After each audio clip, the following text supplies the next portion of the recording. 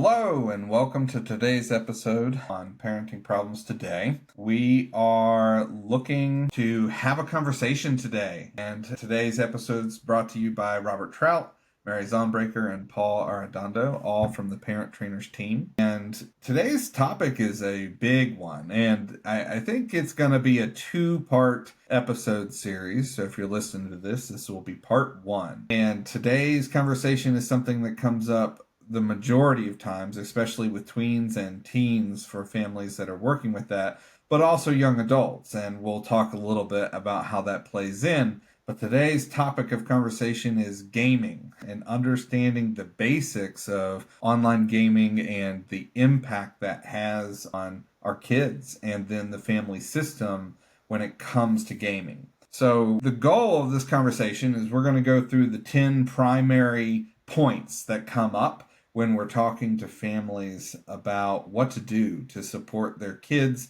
and to understand what's wrong and what possibly they can do to try to head off an even bigger problem. And in the online world and in our therapeutic world, we definitely have to pay attention to online gaming and gaming addiction and kind of the practices that lead to that. So we're going to tie all this together. So today in part one, we're going to try to get through half of the points to better understand and offer insight into what we've seen from families in the past and what kind of comes up in that process for a family wondering like, well, what should I be aware of and how maybe do I head this off at the pass so that it doesn't become a bigger problem. So that being said, it's a very simple place of where to begin this conversation, and that's because this usually doesn't show up as a problem. Parents and caregivers don't usually say, oh, there's a problem because they're playing this online game until level one happens. And this is the first point that comes up almost every time in conversation for families that are dealing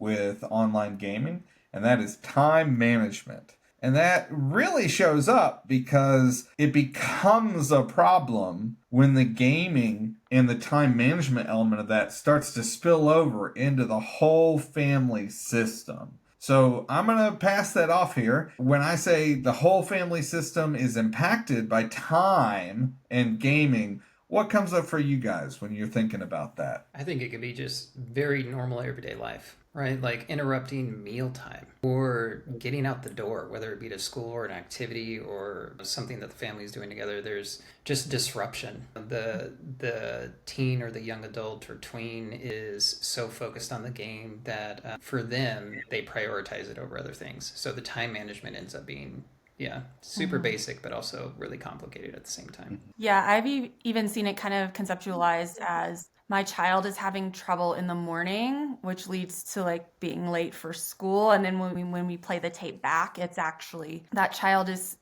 either getting on to the game late at night and so then loses sleep or actually wakes up in the middle of the night, can't sleep, gets on the game, right? And so we see it as impacting not just, direct family time, but those activities of daily living not going as smoothly because of a lack of sleep, or like Paul said, it just interferes with their desire or their ability to actually engage with the family. Absolutely. And for me, this really shows up when we start seeing tweens and teens engaging in this, because at least for me, that's the level of development where they're starting to really integrate into patterns that they want to explore. So they're individuating, and very often that happens in some way on a screen. Now, today's conversation is about gaming, but I do want to make sure that we put a small disclaimer out there that gaming doesn't limit this conversation from also being relevant to like social media and being drawn into a lot of the different apps and processes that kids are doing.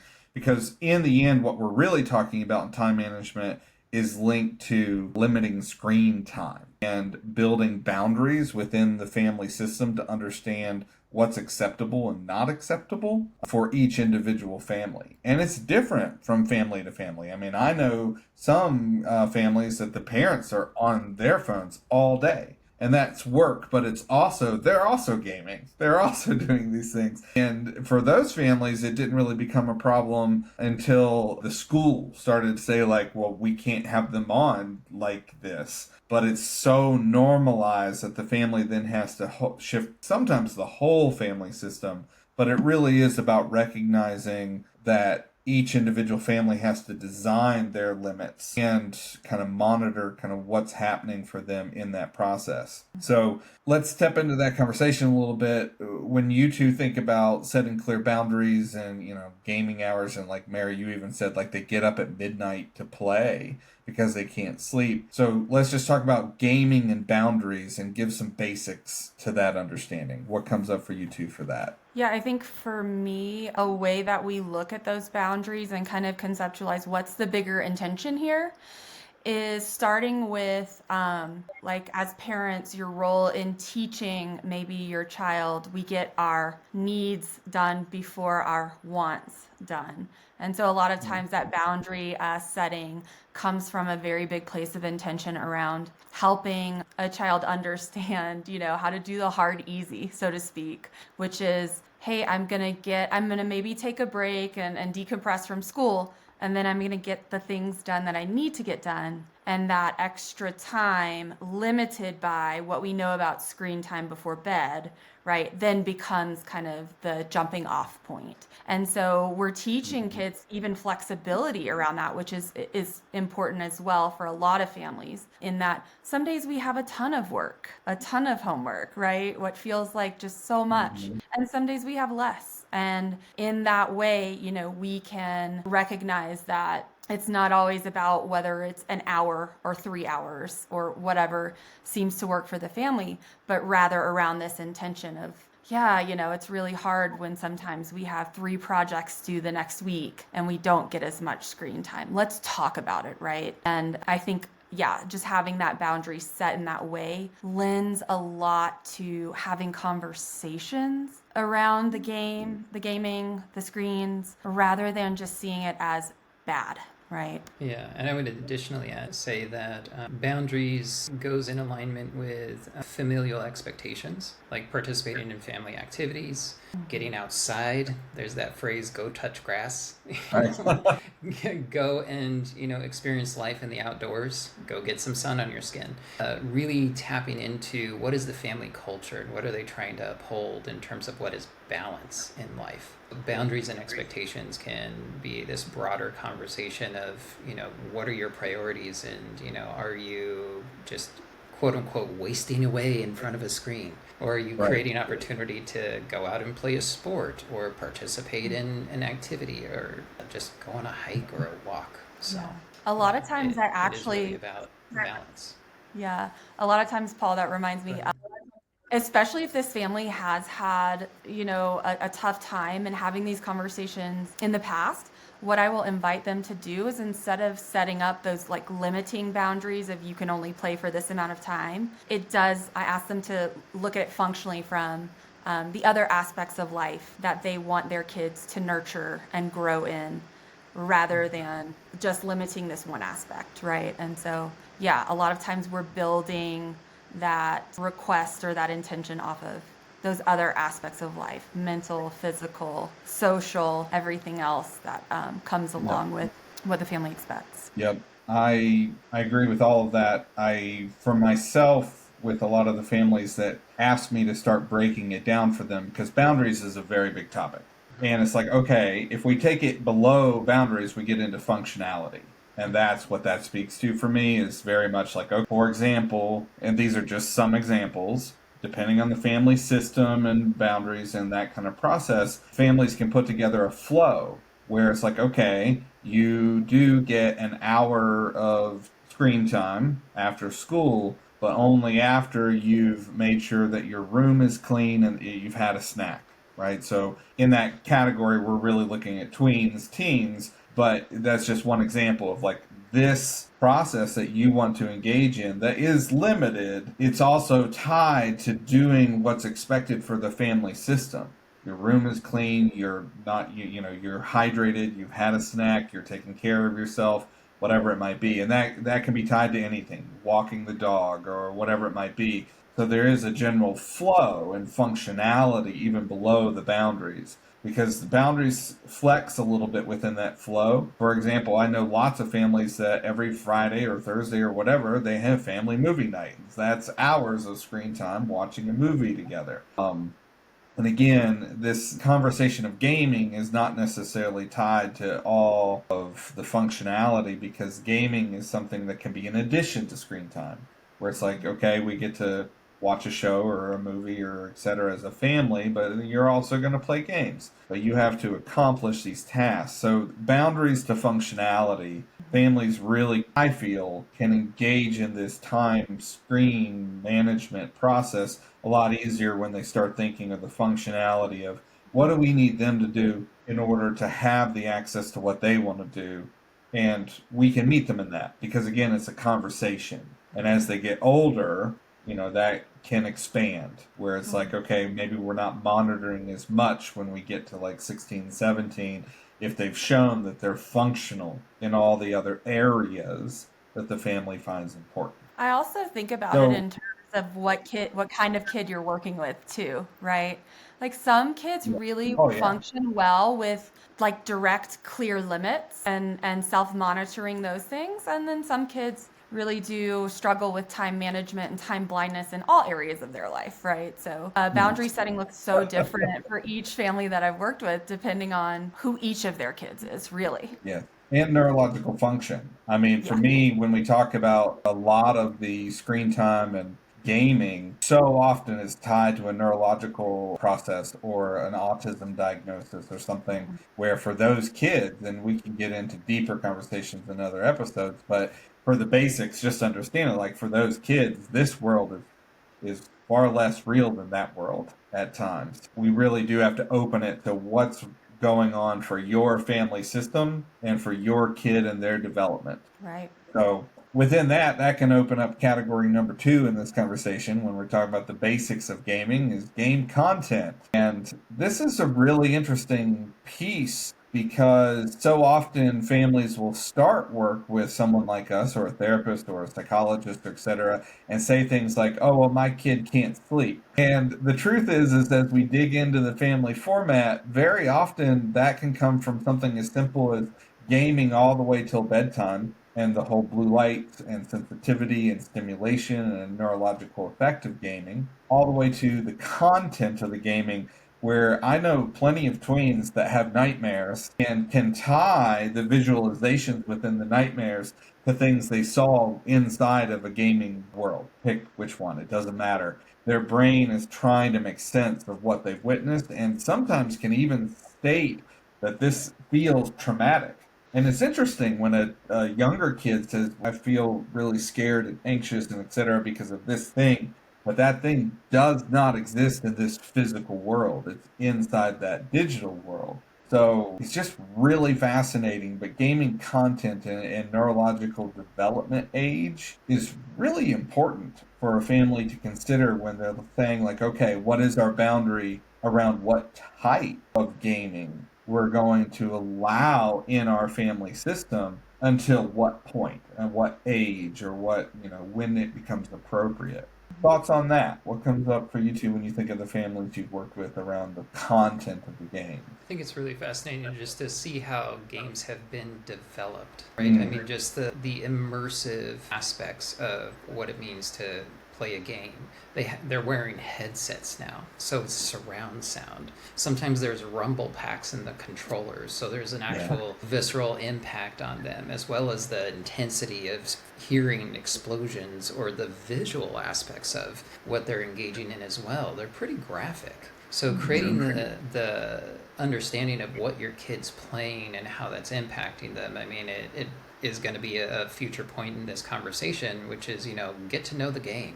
Create the space to have that conversation with them, what they like about the game, and again, educate yourself, maybe sit down and play it for yourself to understand how it impacts you, and just notice what's happening viscerally for you, and how your nervous system gets ramped up, because these games are built to hook you in. Well, and I'll piggyback off of that and kind of play devil's advocate on the flip side of what Rob, you were talking about, which is I was working with a family recently who said, he plays these first person shooter games, right? And we just don't know how we feel about it. I invited them to look at the research around it and yeah, to step back and look at what is it like for their son? And I actually had the opportunity on a home visit to walk into the home, and this kid was having trouble getting off of this game. I had one more level to kind of complete and sat with him. And it actually turned out that this game was about so much more than just shooting the opposite team, right? And so the son and I got to talk a lot about kind of how this engaged his brain and also how much of a social outlet it was for him. So again, like that's a piece that we'll continue to talk about throughout these podcasts. But yeah, this idea of sometimes it's about content and what you will and won't accept as a parent in terms of what you're comfortable with your child being exposed to. And sometimes what I ask is that parents do go deeper and look at maybe it's not just about what it looks like on the surface, and maybe there's a lot more going on underneath it.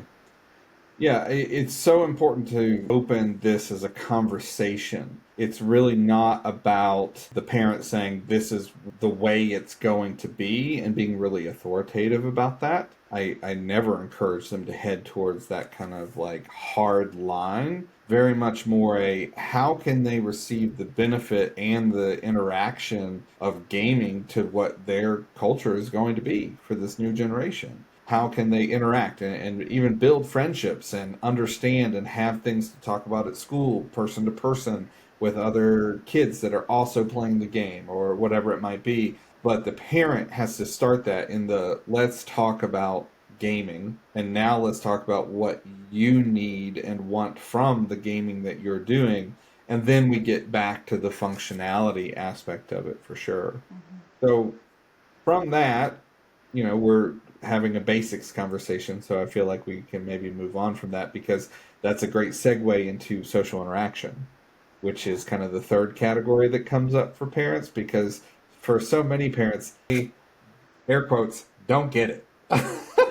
They absolutely don't understand because they used to, go home and their parents were like, go out, come back at dark, go play in the woods, go whatever. I mean, I've heard every story and we all just have to smile about it. But the world has changed. It really has. And for these younger generations that are coming up right now in the gaming community, there are so many multiplayer games, team games, to kind of build these sometimes international connections with people. And I say that because it's not always the same age group, right? This crosses all thresholds because you're really legitimately rewarded for your skill in whatever category you're gaming in.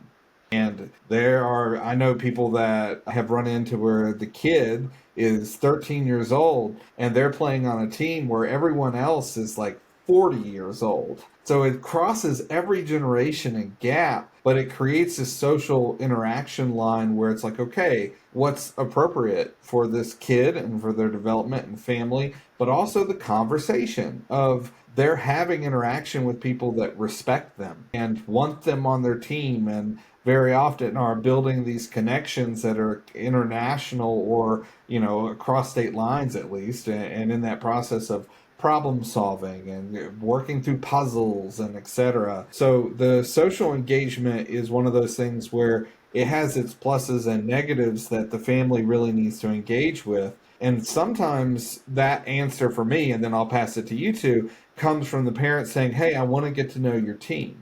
And having a phone call with the teammates that are like, hey, yeah, this is who I am and what I do for work, and I'm doing this game because I do this and I love it, and yeah, your kid's great, and it's nice to meet you, in that kind of respect. But there is that like crossover and have the conversation because the social engagement's very real in these gaming systems now. Yeah. And there's a status to it. Yeah. Right. Oh, absolutely. E-gaming is actually on ESPN. Yes. This is like the new version of the chess club.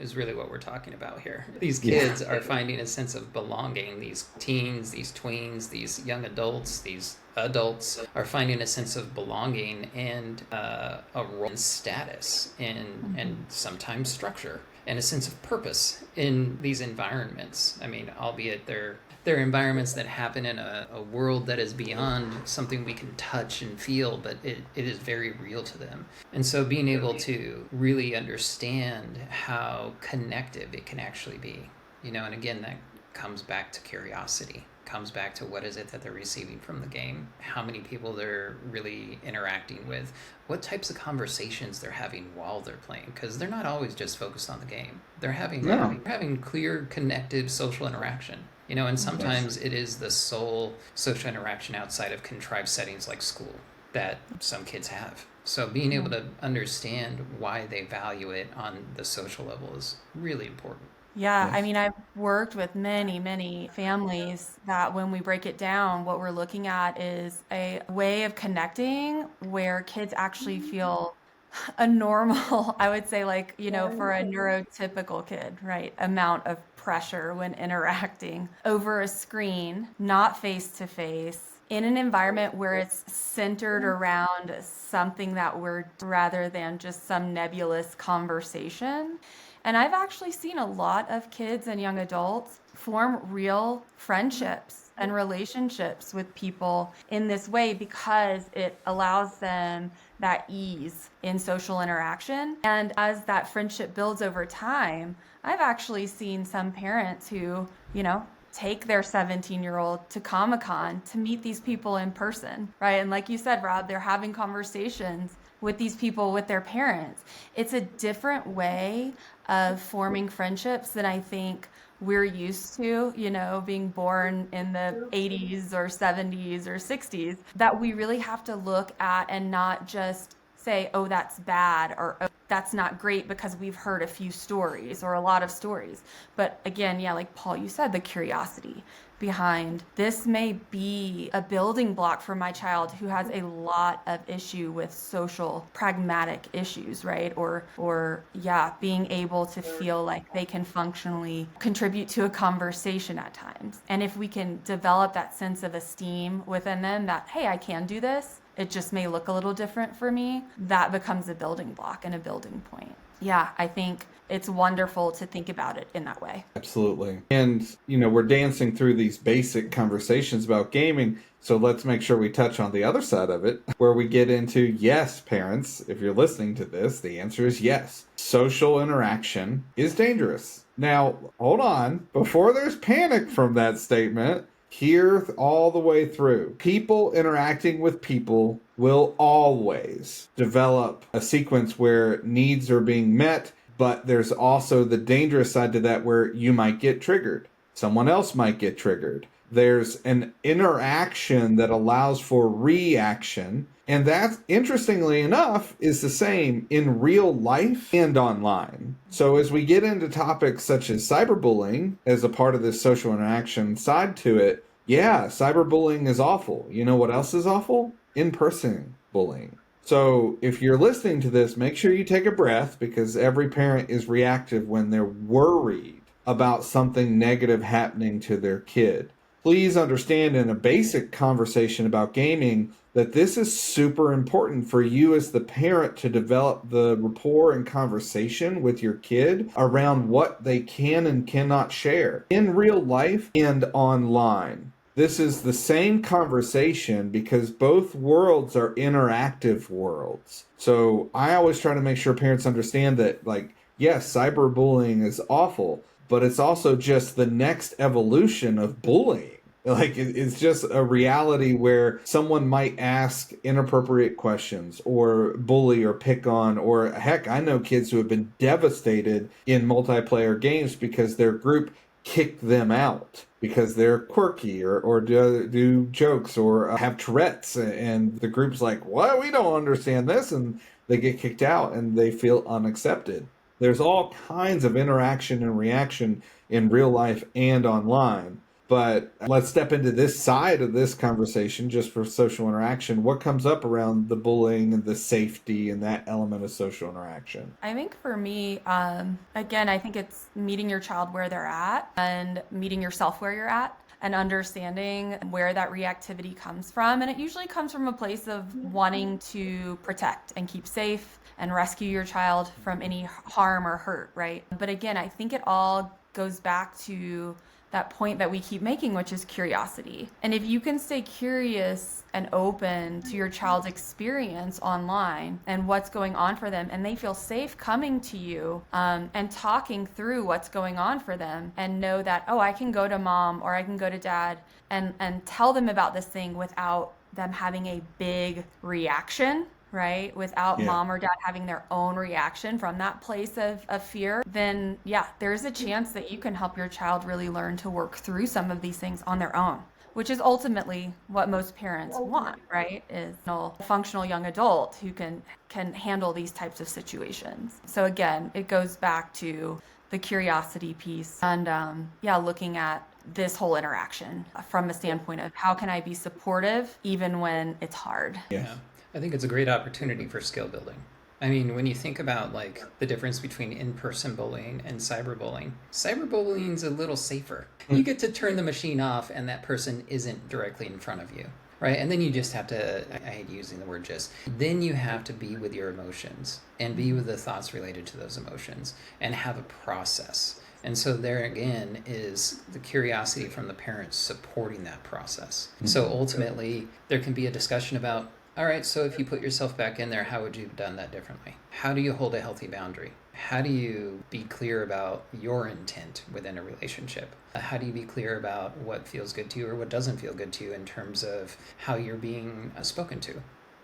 And, being able to manage those emotions, it's as you were saying, Mary, it's how we actually mature, being able to have social interactions and manage conflict. Right, so creating the opportunity for them to express themselves to you, right, rather than shut down. Because I've talked with, dozens of families where they're concerned because they hear their kids screaming in the next room, playing video games.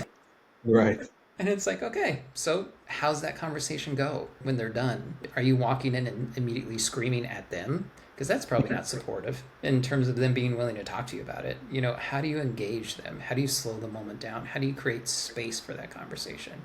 And that's a skill we often talk about here with parent trainers is how do you approach your kid when, especially their teens and they aren't always the most vulnerable or expressive when it comes to what's going on in their internal landscape. So being able to, again, understand that they are trying to individuate, they're trying to claim a space, they're trying to claim a role and identity, and to be able to support them in that process, for them to feel supported in that process. That's what this curiosity is all about, is how do you stay connected to them while they're trying things out? Yeah.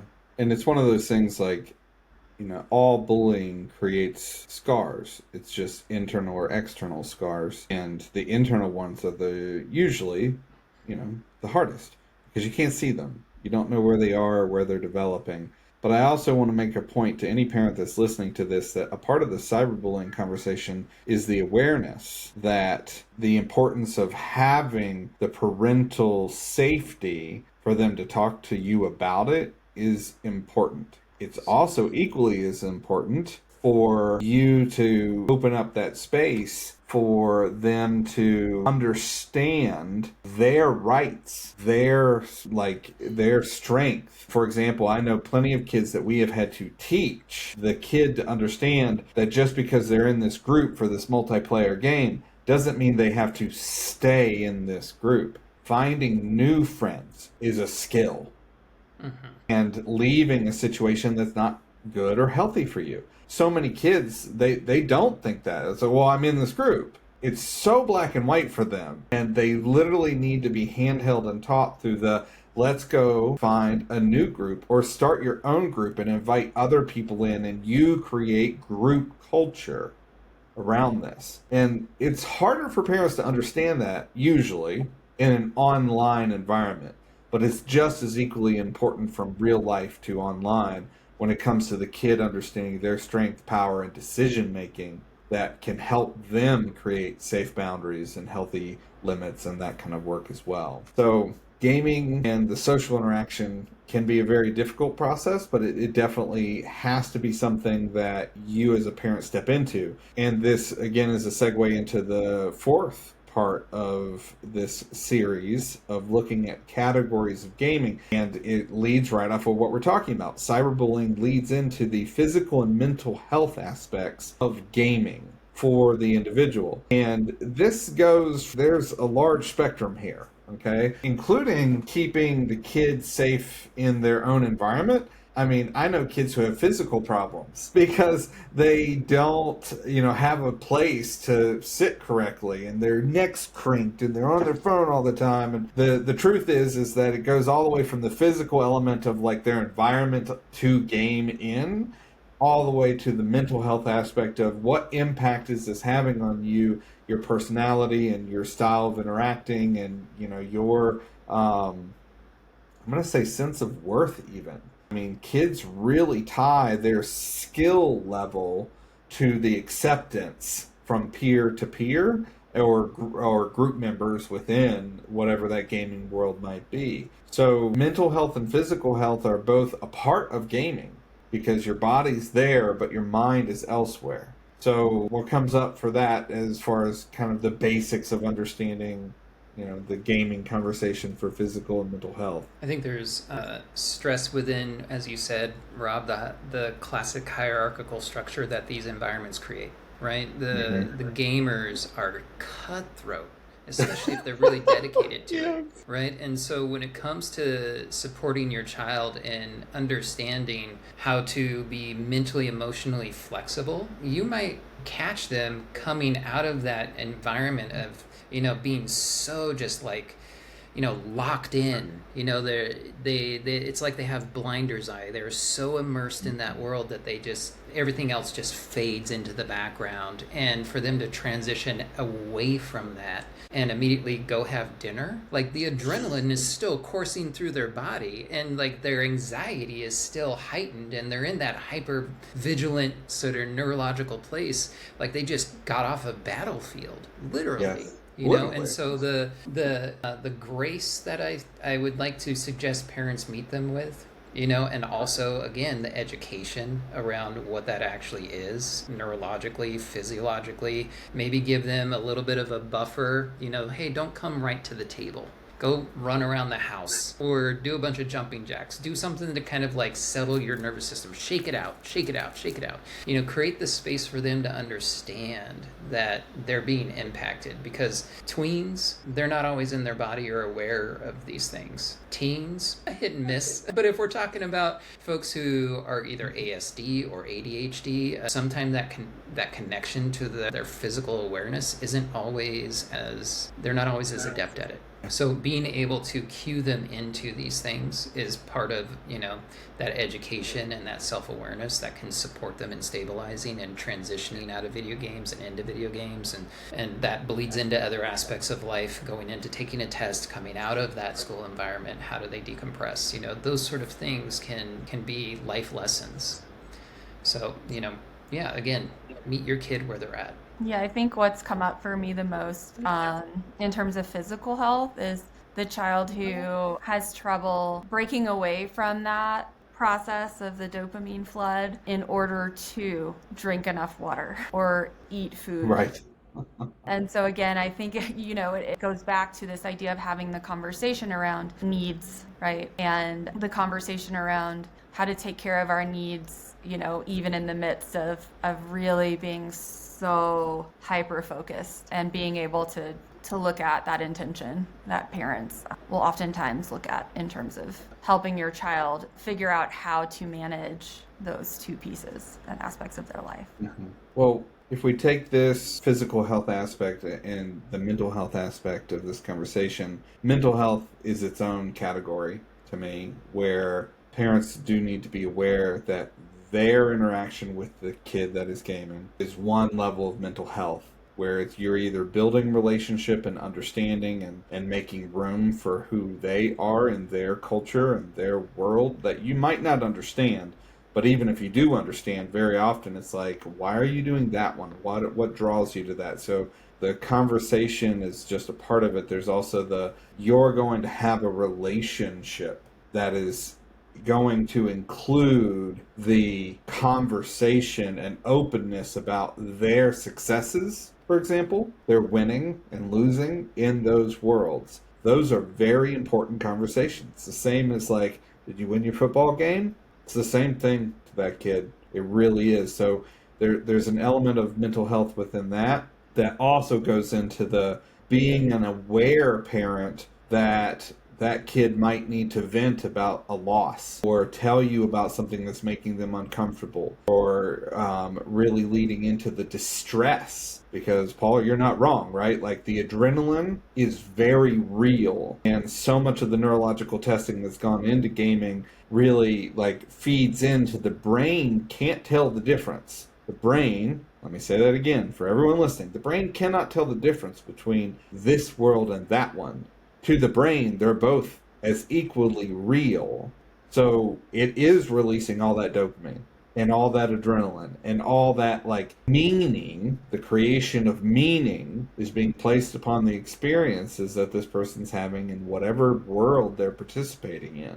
So let's use that as a segue into the fifth, and we'll kind of close this part one out with this segment, which is all about balance and moderation. So the conversation for parents, for me, always goes into healthy gaming habits, and literally calling it that. It's like, we're not necessarily looking at life habits. We're looking at, like, okay, gaming is something that plays a huge role in your impact neurologically, socially, your feelings of self-importance and skill, like skill that matters to that kid. In that comes in the conversation of how do we keep this healthy, because you do need to eat and drink and go to school and do your homework and interact with your siblings and have face-to-face interaction as equally important to online, right? Like, we're not like putting this is more important. It's, you need to learn both. These are skills that as parents we are going to develop in you. So when we look at moderation and balance, it's really the question of how do we break this into categories so that we as parents make sure that we're giving you what you need in each one. And gaming is just accepted as one of those categories. That's my usual, like, okay, let's stop everything and start from this place of we have to put this as a category for you as parents, and then move into moderation and balance to everything else that matters to you for your family culture, religion, and structure as a family system. Now we can work because it's included in that. What do you two think about balance and that kind of process? I think you nailed it, especially when we're talking about family culture, because the language that I often use is priorities. What are the priorities that your family has in terms of this idea of balance? I mean, sleep, that's a priority, right? That trumps everything else. Eating, drinking, those are priorities. Those trump everything else.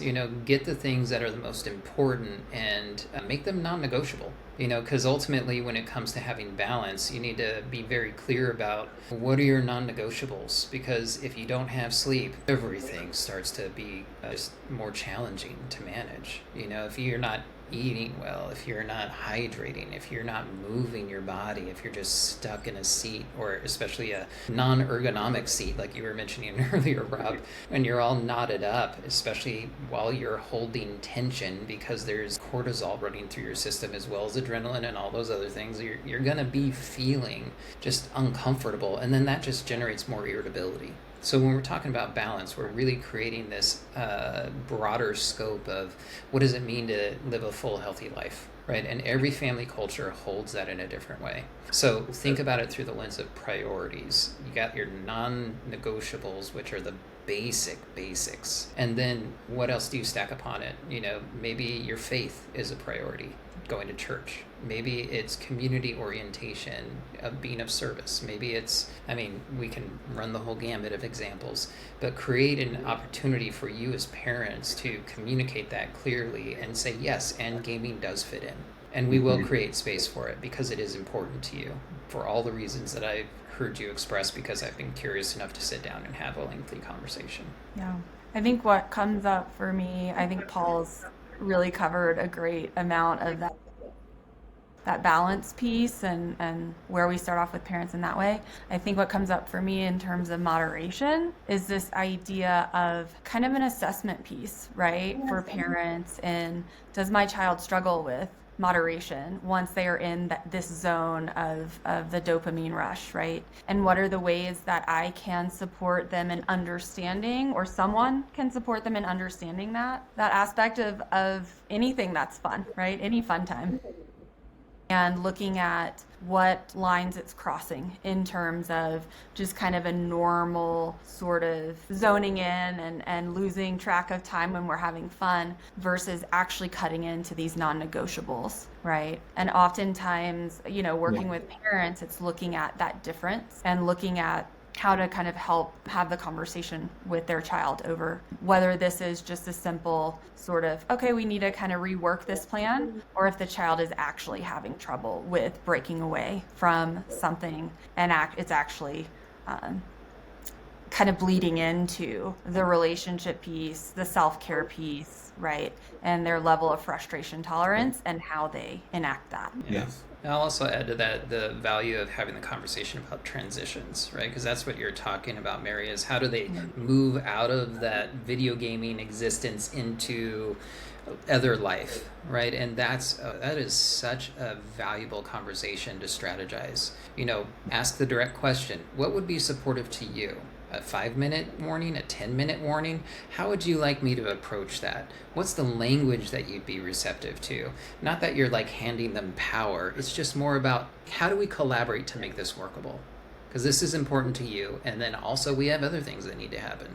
And we need to be able to create these transitions without them feeling like constant conflict, right? I want you to have this experience, and there are other things that also need to be accomplished or engaged. Very often the solution, and I call it the solution, that families ultimately lock onto with this, especially with the younger, so tweens, younger teens, etc., the solution really becomes oriented around the flow of the family and just the conversation about this matters to all of us. So we have to have limits and boundaries or flow. If it's not even limits, it's, hey, when you come home from school, we do these 6 things. Then it's your time. Then we have dinner. And this is how that works. And that structure, every day being similar to the same, is so useful for the kid because they become accustomed to this is how it works. So they're far more likely to engage in this is just normal versus feeling attacked or forced out of their realm or whatever it might be. Normal is just easier than, I guess we'll figure it out. So the conversation leading into the flow and the structure that the parent ultimately is in charge of enforcing, over time it just becomes normal for the kid. And I can't stress that enough, that building normal is very often the solution to how this looks for especially the tweens and teens in that category. Yeah, especially when we're talking about mental health, having a routine and having something that they can depend on in terms of clear expectations. Their nervous system is just more settled. They don't have to figure things out. They don't have to push back. It is about them getting their needs met. And also it kind of goes back to that idea of balance. How do we work together? How do we collaborate? What's the conversation that we need to have to make sure that, we're being a family? Well, that takes us halfway through the normal conversations around gaming with families. So please join us for part 2 at a future episode. We'll make sure that we cover the final aspects that families should consider as they're looking at understanding gaming and opening the conversation in that process. As always, remember to send us any suggestions at our community at parenttrainers.com and join our community and ask questions and receive the support that you're looking for. We look forward to every new family that brings us kind of the stuff that they're working through. So thank you for listening, and we look forward to having you join us for the next episode.